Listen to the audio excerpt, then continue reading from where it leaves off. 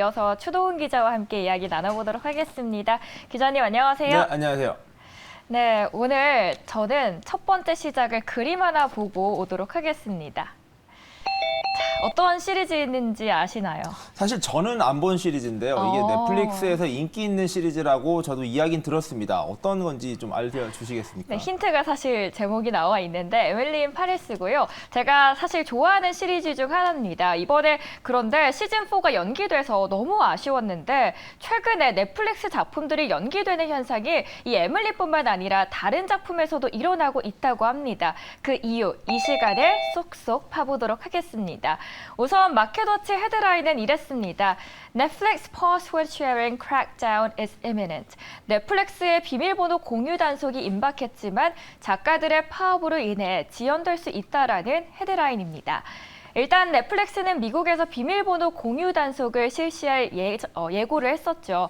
그런데 한 분석가는 현재 진행 중인 작가들의 파업으로 인해서 회사의 계획이 좀 지연되고 있는 것은 아닌지 의문을 품었습니다. 거기에 대해서 킥박스 보도록 하겠습니다. 의문을 품은 분은 바로 JP모건의 애널리스트인데요. 할리우드 작가 파업 사태가 넷플릭스의 성장세를 제한하고 있다라고 봤습니다.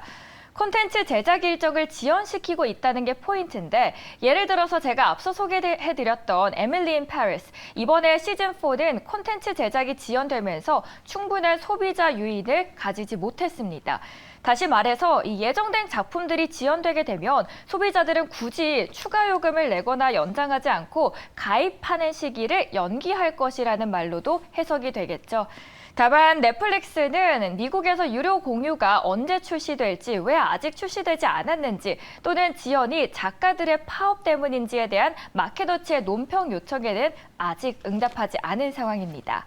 넷플릭스의 미래, 기자님 어떻게 될까요? 네, 넷플릭스가 계속해서 좀 헛갈리는 행보를 가고 있습니다. 실적이 잘 나왔다가 좋지 않았다를 왔다 갔다 하고 있는데요. 역시 컨텐츠가 핵심 문제인 것 같습니다.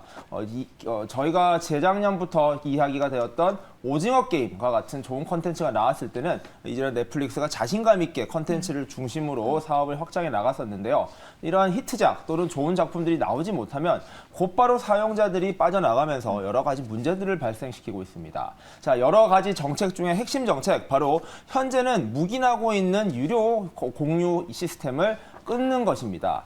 지금까지 한국 같은 경우에도 4명의 사용자가 사실상 한 개 아이디를 공유할 수 있는 것, 넷플릭스가 알고 있습니다. 하지만 이 부분을 묵과하고 있는 이유, 당연히 컨텐츠를 많이 사람들이 보게 하고 이러한 저변을 깔린 기본적인 확장 효과를 먼저 발생시킨 다음에 이걸 끊었을 때도 여전히 이 고객들이 유지할 수 있게 하는 것, 이를 위해서 참고 있는 것이라 볼 수 있는데요.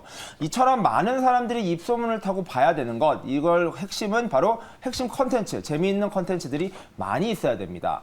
즉 어느 정도 이 가입자들이 가입을 끊지 않고 계속해서 볼 수 있는 컨텐츠들이 나온다는 전제하에 이러한 유료화 정책, 즉 아이디 공유 금지 정책을 시행할 수 있는데요. 최근에 이러한 이 정책을 연기할 수 있다라는 의혹이 지금 미국에서 제기되고 있습니다. 사실 넷플릭스는 지난해 10월 올해 상반기 또는 올해 1분기 정도에 이러한 아이디 공유 금지 정책을 시행하겠다라고 예고를 했습니다. 혹시 기억하시는 분들이 있으실지 모르겠는데요. 한국에서도 올해 초 넷플릭스가 아이디 공유를 단속한다라는 소문이 돌면서 이거를 어떻게 대응해야 되냐라는 이야기가 있었습니다. 자, 한국에서도 친구들끼리 아이디를 공유하거나 아예 여러 모르는 사람들이 돈을 모아서 아이디를 공유할 정도로 이런 아이디 공유 정책은 넷플릭스의 핵심 정책 중 하나였습니다. 자, 이러한 아이디 공유 정책을 그만두게 됐다라면은 결국에 넷플릭스는 수익을 더 얻을 수 있는 유료 고객을 확보할 수 있다라는 측면에서는 긍정적인 평가를 얻을 수 있는데요. 여러 가지 이유로 인해서 넷플릭스가 이 정책을 미루고 있지만 현재 불거지고 있는 뉴스는 작가들의 파업 뉴스입니다. 자, 북미에서요, 11,500명 규모의 작가 집단이 현재 파업을 진행 중입니다.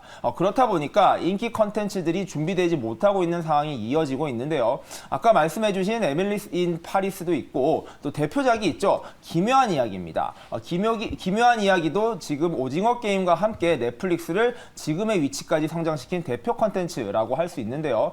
이러한 대표작들이 추가적으로 제작하는데 작가진들의 파업으로 인해서 계속해서 지연이 되고 있다라는 것이 넷플릭스의 고민을 키우고 있는 상황이다라고 보시면 될 것 같습니다. 즉 대표작들, 인기 작품들이 새로 나오지 못한다면 가입자들이 자연스럽게 떠나게 될 것이고 그럴 경우에 아이디 공유 금지 정책을 시행하려 했던 넷플릭스의 계획도 현재 차질을 빚고 있다라고 보시면 될 것 같고요. 현재 넷플릭스가 추산하는 이런 아이디 공유하고 있는 사람들의 숫자는 1억 명 정도로 추산되고 있다고 합니다. 그렇기 때문에 1억 명 가까이 가입자를 늘릴 수 있는 여지가 남아있다. 이것이 바로 수익으로 이어질 수 있느냐인데요. 당연히 1억 명이 전부 다 이 아이디 공유를 금지한다고 가입을 할 것 같지는 않고요. 현재 넷플릭스에서는 3천만 명 정도의 인원은 늘어날 수 있다라고 추정을 하고 있습니다. 이럴 경우 얻을 수 있는 추가 매출만 7억 1천만 달러에 달하는데요.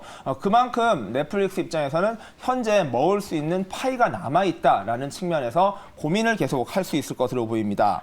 자, 넷플릭스는 이러한 파업이 영향을 미쳤냐라는 질의에 대해서는 대답하지 않았다라고 말씀해 주셨는데 과연 이러한 아이디 공유 금지를 할 경우 과연 넷플릭스가 수익을 얻는 게 정말로 큰 것일까라는 의구심도 있습니다.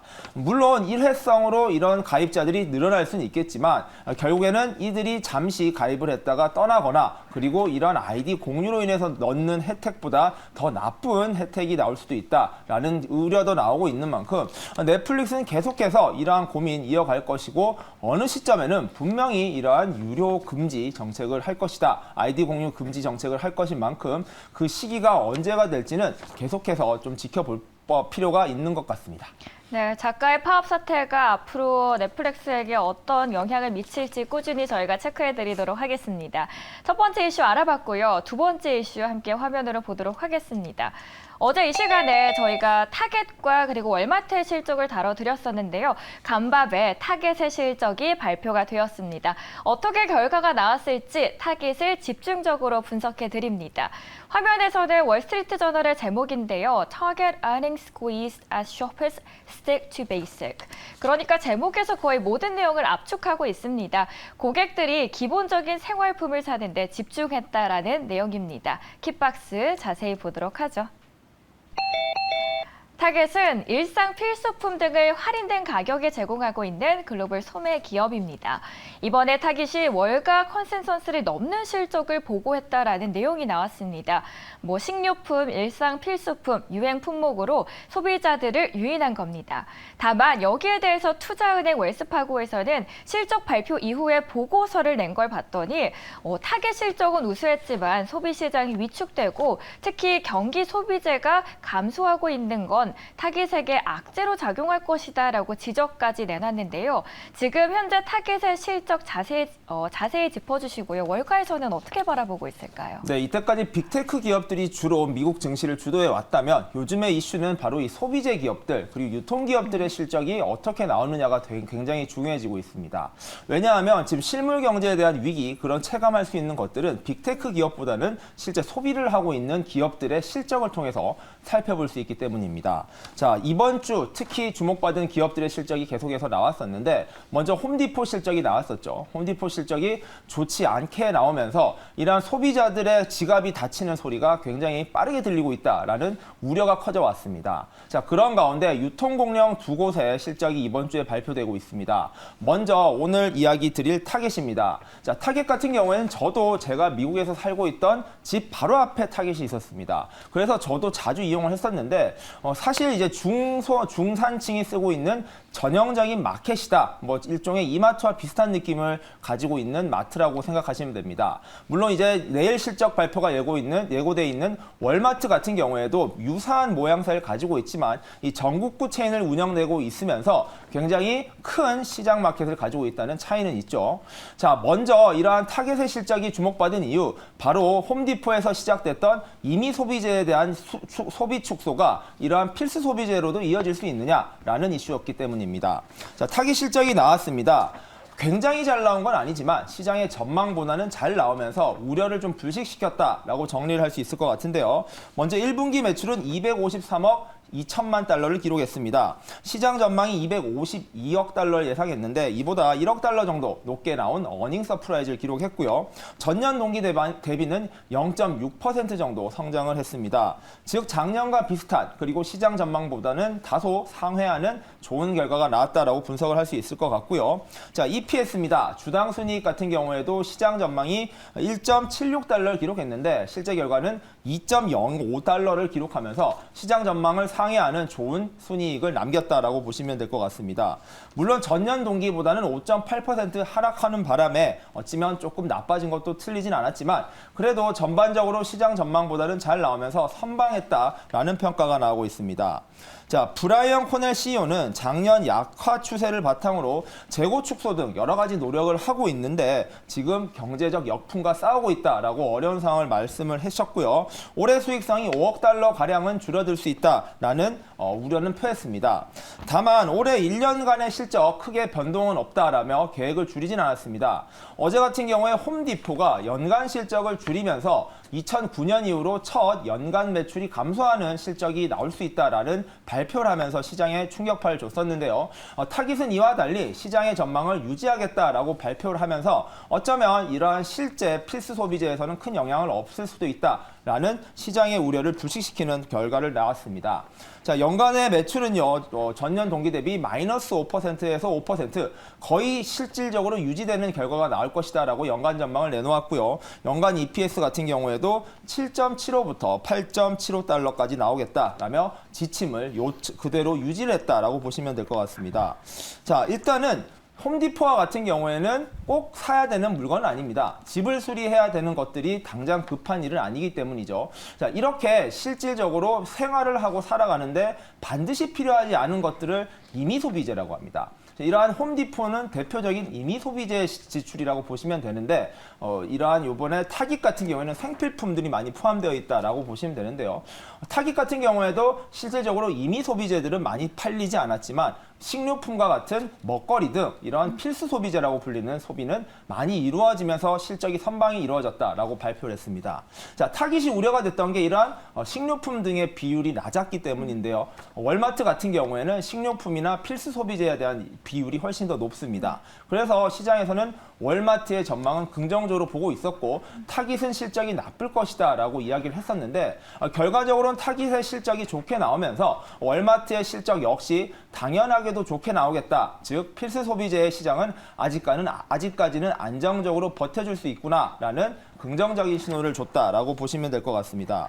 그리고 이번 실적에서 약간의 재미있는 뉴스도 있었습니다. 저희 지금 타겟 CEO가 여러 가지 실적 부진의 요인들이 있지만 비용 증가와 더불어서 약간의 조직적인 도난이 많이 있었다라고 이야기를 했는데요. 이런 도난이 생각보다 많았기 때문에 실적에 부정적인 영향을 미쳤다라는 요소도 있었습니다.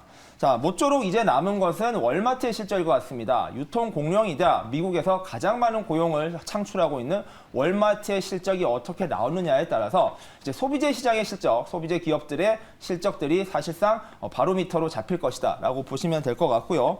이렇게 월마트까지 실적이 잘 나온다면 경제 연착륙 그리고 실물 경제의 안정적인 진행이 이루어질 것이다라는 긍정적인 결과를 낳을 것으로 예상됩니다. 타깃은 금방 주가를 마감했는데 전날보다 2.58% 오른 160달러로 주가를 마감했습니다.